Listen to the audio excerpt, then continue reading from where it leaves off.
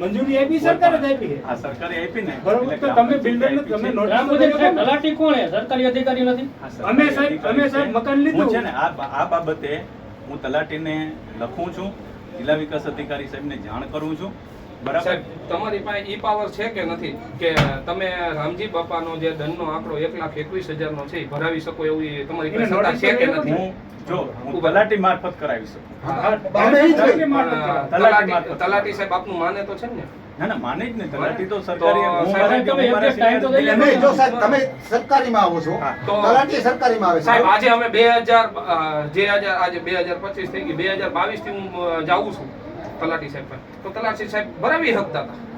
આંકડો આજે વધવામાં છે સાહેબ. જો કામ જ કરવું હોય ભલે આજે અમે આઈ પણ તમે એમ જે છટકબારી મારી ઉપર કરો છો. પણ મારું જો સાહેબ એક વસ્તુ હું તમને કહું, આજ મેં તમને લેખિતમાં આપ્યું, મેં તમને મૌખિકમાં આપ્યું. જો તમને કામ કરવું હોત ને સાહેબ તો ત્યાં થઈ ગયું તો થઈ ગયું હોત. જો સાહેબ તમારે કરવાની જ ગણતરી હોત તો થઈ ગયું. આજ મેં તમને લેખિત આપ્યું છે 15 તારીખે. આમાં ગ્રામ પંચાયતે આના રોડ રસ્તાના રાજીનામા હું ગ્રામ પંચાયતને પૂછી લઉં લેટર લખીને આ તમારી અરજીના અનુસંધાને. અને જો એને ન લીધા હોય લીધા હોય જિલ્લા વિકાસ અધિકારી સાહેબને પણ લખીશ.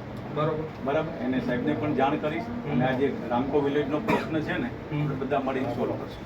અને સાહેબ તમારી ગ્રાન્ટમાંથી કઈ વસ્તુ અમને ન મળી શકે? ના મળી જ ને. હા તો સાહેબ આપની ગ્રાન્ટમાંથી